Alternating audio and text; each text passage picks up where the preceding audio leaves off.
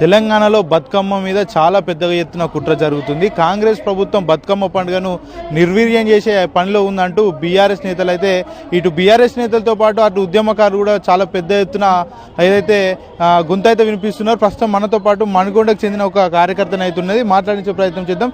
చెప్పండి మేడం, బతుకమ్మ పండుగ రానున్న రోజుల్లో నిర్వీర్యం జరుగుతుందని కూడా బీఆర్ఎస్ నేతలు చెప్తున్న పరిస్థితి, మీరేమంటారు ఈ విషయంలో ఒక మహిళగా నేను కూడా అదే చెప్తున్నాను. బతుకమ్మని మూలాల నుండి తీసేయాలని అనుకుంటున్నారు కాంగ్రెస్ ప్రభుత్వం, కానీ అది కాదు, అది అసలు అవ్వదు. అతను ఎంత ప్రయత్నం చేసినా అది అవ్వదు.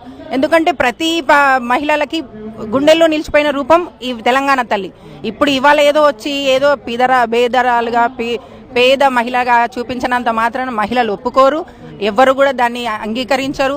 అమ్మవారి లాంటి రూపం ఉన్న తల్లిని చూసి ఇప్పుడు ఈ రకంగా చూడడము, ఆ బతుకమ్మని పక్కన పెట్టేసి చేతి గుర్తు పెట్టడం, ఇదంతా చూస్తుంటే రాజకీయ